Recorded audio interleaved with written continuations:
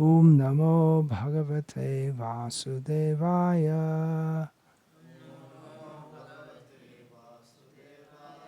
Om Namo Bhagavate Vasudevaya.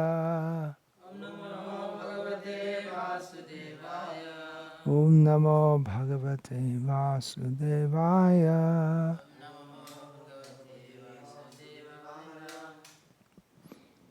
Om Jnanaatimirandhasya Jnananjana Shalakaya Chakshurunmilitam Yena Tasmai Shri Gurave Namaha. Nama Shrishtam Manopi Shatiputramatra Swarupam Rupam Tasya Gajamurupuring Maturim Goshtavatim Radha Kundam Garivaramaho Radhika Madhavasham Prapto Yasya Pratita Kripaya Shri Gurum Tam Natosmi Vandeham Shri Guru Shri Yataf Paragamalam Shri Gurun Vaishnavanscha Shri Rupam Sagrajatam Sahagana Raghunatanvitam Tam Sajivam Sadvaitam Savadhutam Parjana Sahitam Krishna Chaitanya Devam Shri Radha Krishna Padan Sahagana Lalita Shri Vishakhanvitam Scha Hare Krishna, Krishna Krishna, Hare Hare, Hare Rama, Rama Rama, Hare Hare. The other evening, just when we finished our talk, then Vivek, this house owner, he asked to sing a kirtan. Remember that? And he sung, mostly from memory it seems, a kirtan in glorification of Krishna. And afterwards I asked which language it was in, Malayalam. And how did he know that? Because it's not that common nowadays that people even know anything about Krishna, unless they're connected with ISKCON or Gauriya Math or some similar tradition. So he told me that his grandmother had taught him. Then I asked him about his grandmother. She's still alive. He said 95. She's 95 years old. We met her this morning, and that time said 94. Whatever it is, she's pretty old. But of course I was very happy to hear that he'd learned this from his grandmother. But then he told me something which really struck me.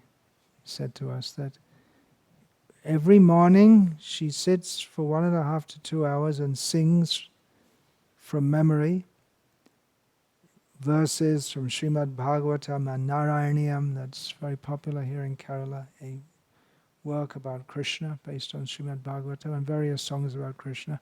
Every morning and every evening she sits and sings from memory without fail. Narayana, Hare Narayana, Hare Narayana, Hare Rama, Rama Rama, Hare Hare, Hare Krishna, Hare Vidadaragalaya, Valilopaniyam, Piyusha Plamidoham, Tadanu Tadudare, Divyagaishwaravesham, Tarunyarambaramyam Paramasukharasa Swadharomanchitangai Jarmitam Naradadgai Vilasadupanishal Sundari Mandalaicha Neelabhangunchitagram Khanamamaladharam Samyatam Charubhangya Ratnottam Sabhiramam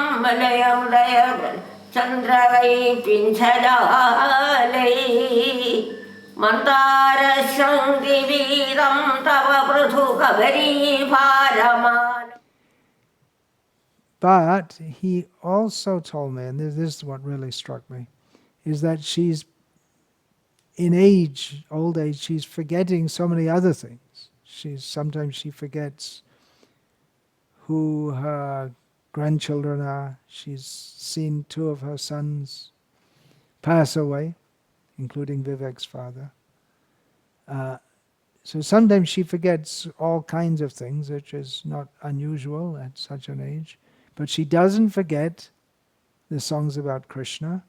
And whatever else she does or doesn't do, every morning and every evening she'll be sitting without anyone else, no one to prompt her, no one to tell her to do so, and just be completely absorbed in Krishna. So that very much struck me, that practice she'd had throughout her life of chanting about Krishna, that has remained with her. So this morning I met her, and through Vivek, because she doesn't speak any language that I speak, she said, well, she learned it from her grandmother. And then Vivek's daughter's there also. She's how old? About 8 years old, something like that. And then I said, well, I told Vivek, you have to teach this girl also, because nowadays that culture is almost broken down. The children will go to school and they'll learn English nursery rhymes and all kinds of things, but they may not learn about... In the school they're not going to learn about Krishna, mostly. The schools, they don't want to teach such things. The government schools, it's forbidden altogether to teach about Krishna. And we wonder why they made this big fuss about getting independence from the British. You'd think it would be to perpetuate their own culture, but they've banned their own culture. Oh, what a terrible, horrible situation. But still, despite this war on traditional culture in India by Indians, which has been going on since independence, or even before that, political independence, there's still some culture is going on, and some people are still trying to preserve that nowadays, although it's largely breaking down. Anyway, that point that she remembered Krishna. Every other memories are going away. Well, in one sense, that's good, isn't it? That's our aim in life, is to remember Krishna and nothing else. There's no harm to remember family members if we remember them in relation to Krishna. But really the aim of life is, as I quoted when talking with her this morning, we learned from Srimad Bhagavatam, that janmalabha parapungsa ante narayana smritihi. At the end of life, if we can remember Krishna, that's the real perfection of life. Everything we do is to be tested at the time of death. Srila Prabhupada sometimes quoted a Bengali saying that bhajan kara, sadhan kara, marte janle hoy. At the time of death we will know, we'll find out what has been the effect of our bhajana and our sadhana. And then, of course, it's never in vain, whatever we do. But we can just consider what is our situation, that we're taking to Krishna consciousness seriously in this life. Strongly indicates that we did so in a previous life also. But it further indicates that we didn't finish up the job. That's why we had to come back again. We took to Krishna consciousness, and we took to it seriously enough that we are taking to Krishna consciousness seriously again in this life, which is not such a very common thing. But we didn't finish it in the last lifetime. That means we didn't think of Narayana at the time of death, or we didn't exclusively focus on him, or we made some offense which caused us to come back, or we remained attached to material things, and therefore we had to take birth again. We're lucky to have this opportunity, because Kali Yuga is getting worse and worse and worse. And as Srila Prabhupada once said, considering this situation in Kali Yuga, he said, don't come back. Don't come back. The situation in Kali Yuga is getting so bad, worse and worse and worse. Get back this time. Now's the chance. Just like we're drowning in the ocean, someone throws a life, what do they call that? A life buoy? Or someone throws a rope. You don't think, well, I'm busy, I've got to pick my nose now, so I won't hold on to the rope. Oh, Hare Krishna. Next time I'll take a hold of the rope, but there may not be a next time. Of course, in Krishna consciousness there is always hope, but we may have to go through many, many, many, many, many lifetimes. There's a story told in Buddhism, more than in Krishna consciousness, but I first learned it shortly after joining the ISKCON temple in London in 1975.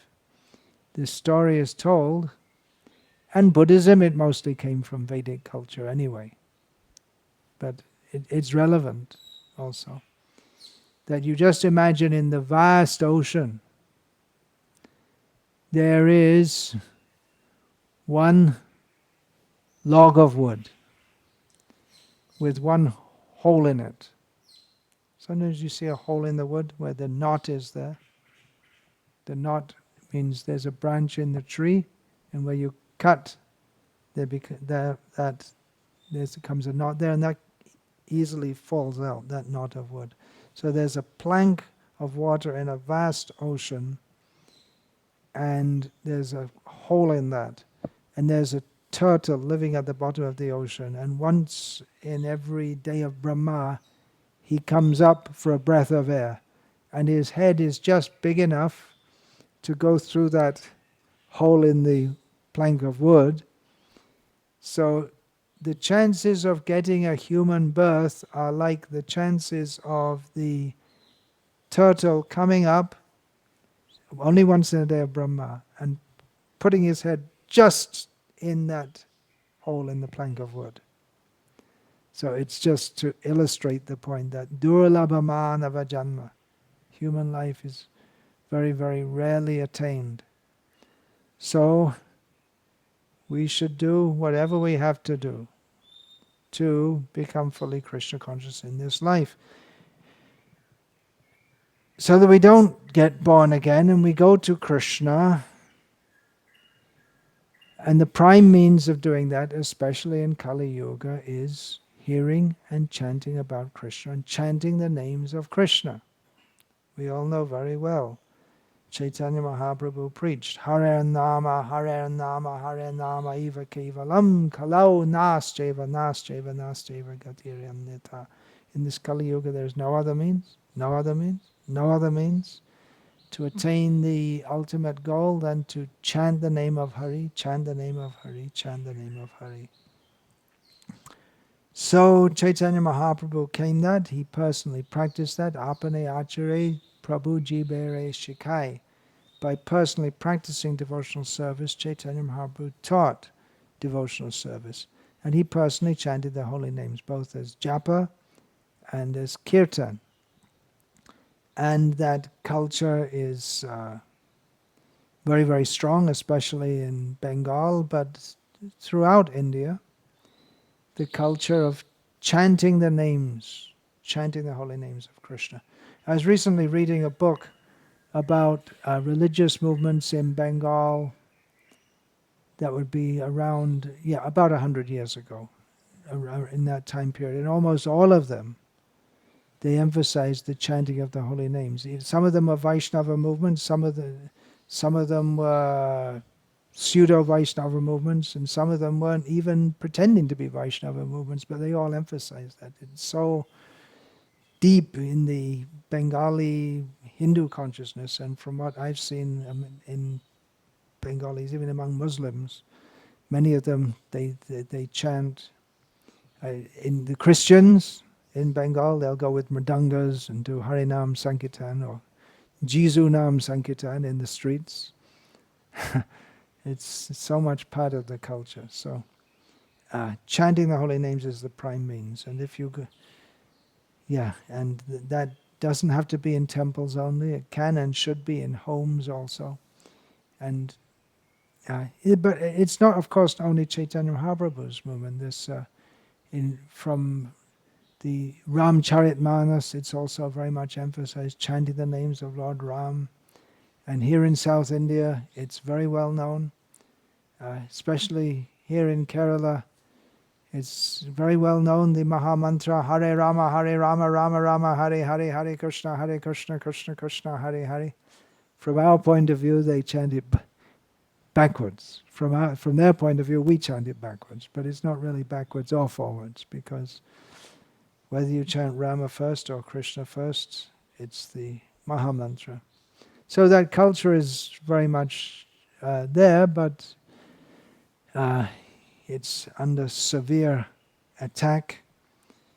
There's a lot of concern among committed Hindus throughout India, and especially here in South India, that Hindus are converting to Christianity and Islam, but more than that, Hindus are becoming non-Hindus by just becoming completely impervious to their own culture and materialistic.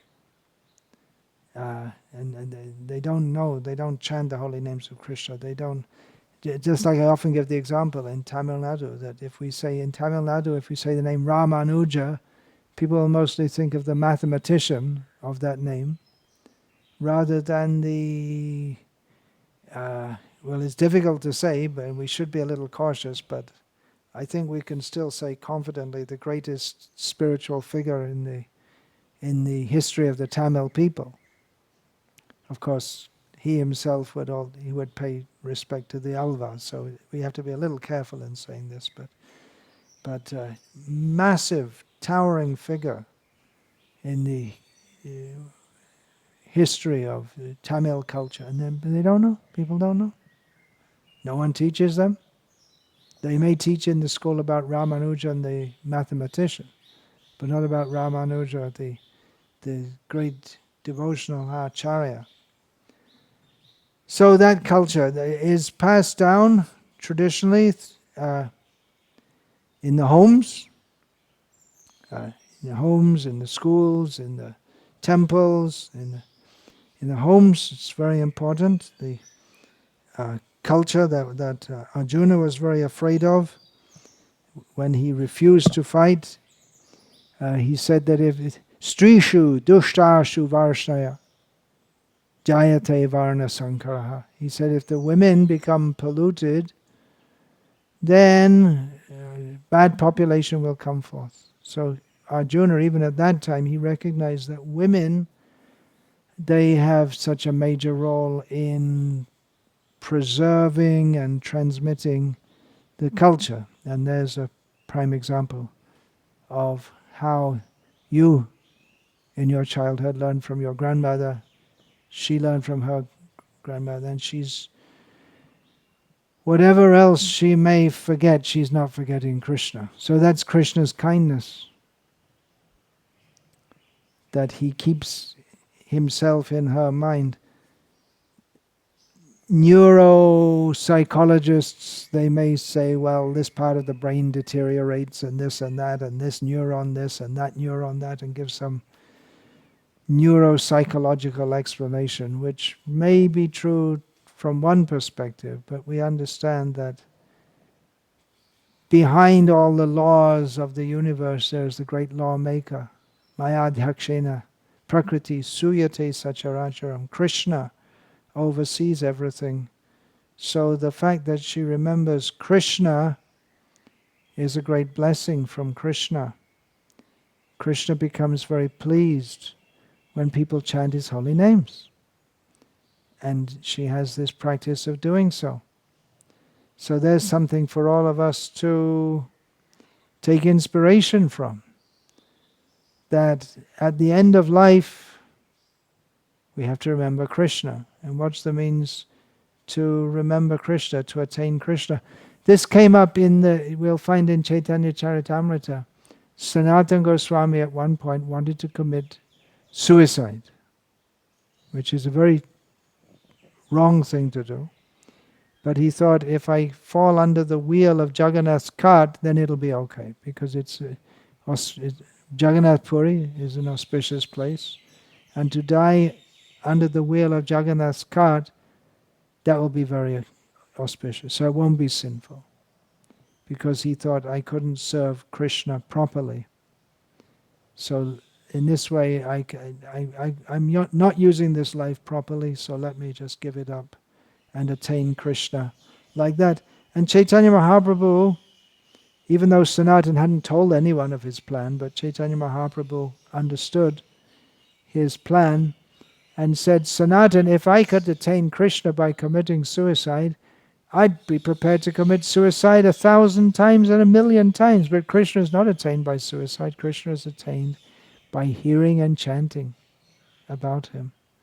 So that practice to hear and chant about Krishna, whatever else is going on in this world, so many things go on, so many situations arise in our life, so different crises and different important things going on, different hopes and different sorrows, different triumphs and different defeats, and our life goes on.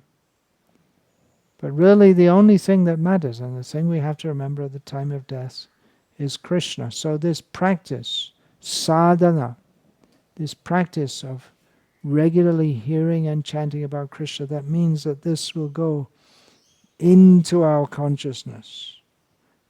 So many things may stand out in our consciousness if we think in our lives of all the things that have happened, all the things that we may hope will happen in future.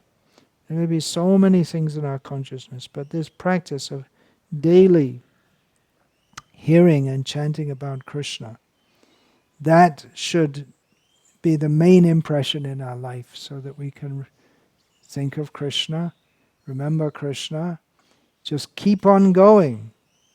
The body's not going to keep on going. The body is always in decline. As people often tell me, it's my birthday today. People come and tell me it's my birthday. I tell them it's your death day. It's a nasty thing to say, isn't it? People come, oh, it's my birthday, it's your death day. Every day we're dying. Every day we become closer to death with every rising and setting of the sun. How does that verse begin? I asked you the other day. Udyanastan chayanaso. How does that begin? I forgot the first line. Again, Udyan means rising, Astan, Ayur Harati, stealing our life. Ayur Harati Vaipum Sam, Udyan Astan Chayanaso, Tasyate Yakshano Nita, Uttama Shloka Vartaya. With every rising of the sun and every setting of the sun, our life is being taken away. Tick, tick, tick, tick. Every moment we're moving closer to death. But those who hear about Krishna, for them we're not on death row. Have you heard this term, death row? It means someone who's condemned to death, and they're sitting in the prison just waiting for the time of execution. They may be called at any time. Okay, number blah blah blah blah blah blah blah. It's your time now. Time to be taken out and hanged or shot. Usually they do it early in the morning. Early in the morning is the time for sadhana. So we're all on death row. As sure as death. Jatasya hi dhruvang mrityu. For everyone who's born, death is certain. But for one who engages in Uttama Shloka Varta, this verse says, topics of Krishna, who is praised in the best verses, then such a person, he's not on death row. He's waiting for Krishna to pick him up and take him back to God. He's one who's surrendered to Krishna, he's in the lap of Krishna. Otherwise we're in the lap of Maya. Jeev jago, gaura chanda bole, koto nidra jao maya pishachira kole. Chaitanya Mahaprabhu is calling, get up, sleeping souls. How long will you sleep on the lap of the witch called Maya? But if we're in Vrindavan, Srila Prabhupada said, living in Vrindavan is like living on the lap of Krishna. Just like the child is on the lap and is protected. So if we're on the lap of Krishna, then we're protected. If we're on the lap of a witch, it's very dangerous. She's just keeping us to swallow us. Just like people keep some chicken, and the chicken's running around in the courtyard and thinking, everything nice, every day I get thrown some grains to eat, and one day when he's fat enough, the person who's keeping him cuts his throat. So we're all on death row. But if we chant the name of Krishna, there's nothing to fear. We're sheltered by Krishna. So this practice, Krishna is so kind, he really wants to help everyone who chants his holy name. So we should make that a practice. We have many things to do in our lives and many things to do in serving Krishna in various ways, but we should make this a daily practice in our life to chant the names of Krishna morning, evening, and then parents to impart that to their children. Guruna sasyat swajanana sasyaj pitana sasyat jananina sasyaj daivang datasyan napatischa satsyan namo chedya samupeta mrityum. One should not become a guru. It says don't become a guru. Don't become a guru. Don't become a guru. If you can't deliver your disciples from birth and death. Don't become a father, mother, teacher, friend. Don't accept worship from anyone unless you can deliver them from birth and death. So the traditional means to do that is to the parents and the grandparents, they teach the children about Krishna, teaching as Chaitanya Mahaprabhu did by example. They themselves also chant the names of Krishna, and this way pass it on to them. At least do the best we can to impart that to others. So you're very fortunate to have a grandmother who's absorbed in thought of Krishna. That's the best thing she can give you. Previously she must have been feeding you idlis and all nice things. She's too old to cook now, I think, is it? So that's very nice, but the best thing she's given you is feeling for Krishna. So now you got that, now you have to go on cultivating it throughout life and give it to your children. Right now it's just one child. One child, yeah. So that's something inspiring to see. Still there are such people. But it shouldn't just be the old people, it should be the young people also. Young people take up Krishna consciousness very seriously. Yesterday I was speaking with Vednarayana Prabhu, who's there in the deep south of Tamil Nadu and left his well-paying job in America to come back and preach Krishna consciousness in his home area. And he was saying that his second son both of them, especially the second one, is really strongly getting into kirtan and likes to go to all the satsangas they have. Every day they have, morning and evening.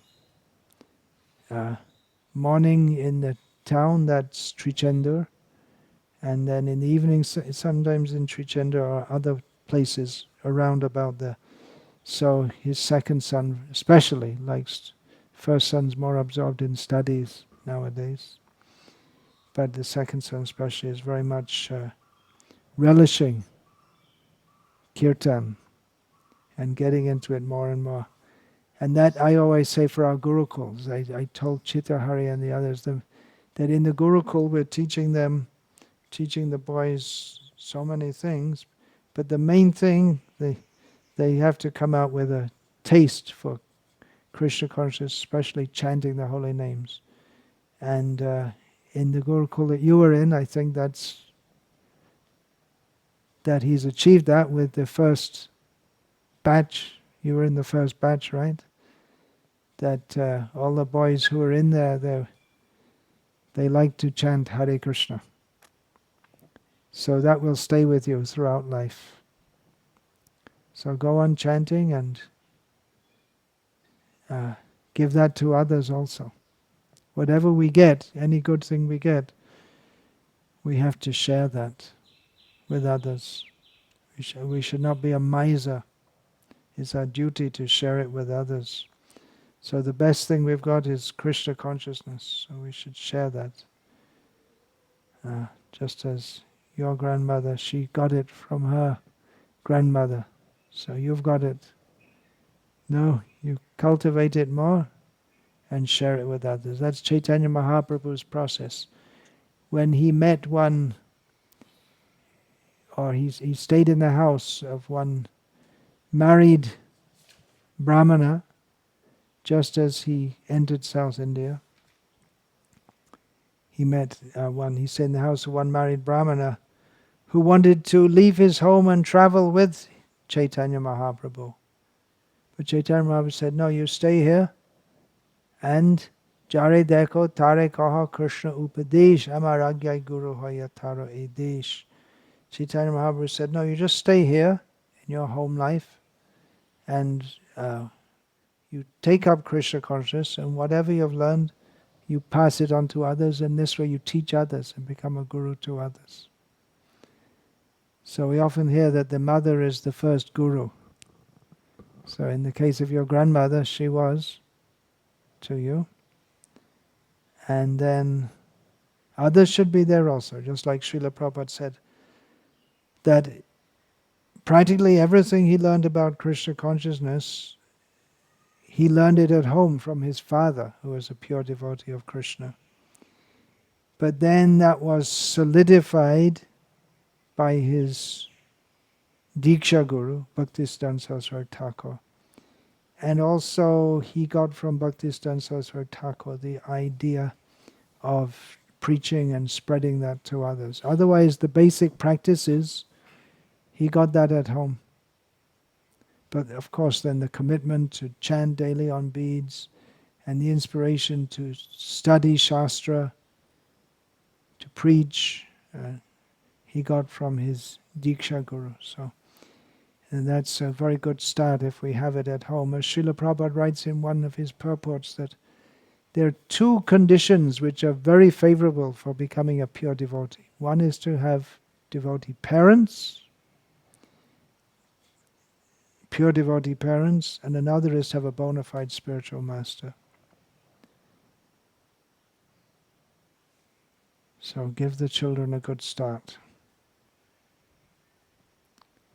They used, way back in the 1970s, on the back of the Back to Godhead magazine, there was a photo of a baby's face from the side view it was given, and then facing, just nose to nose, a young man's face.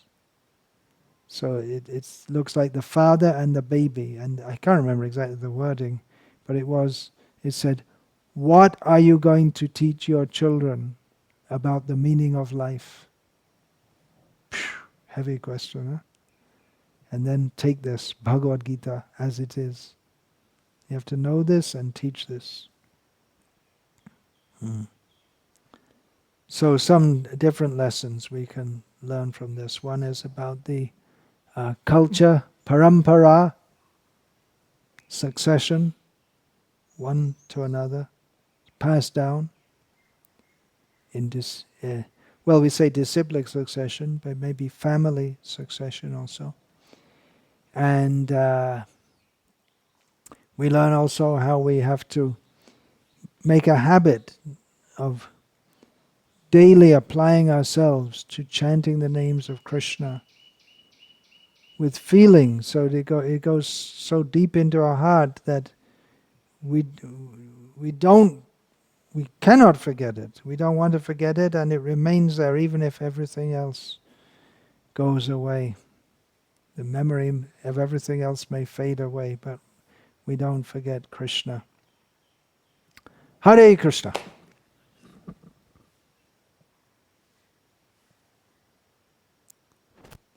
So you just came in halfway through the talk. I just opened it up by saying how I got some inspiration when you told me about your grandmother, and then she came this morning. And even though she was talking and I couldn't understand what she was saying, but I could understand from the few Sanskrit words which were there in her talking, that she was saying more or less the same thing over and over again. But there's no harm, because she was saying that we're in the samsara, and it's in the material family life, and it's our great fortune, bhagyam, and santosham, our great happiness to have the darshan of a devotee, and like this. So she's got the good training like that. It's remained with her throughout life.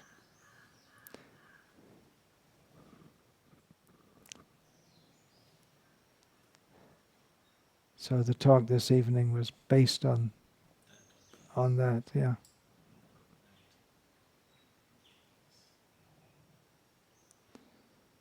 So, Hare Krishna.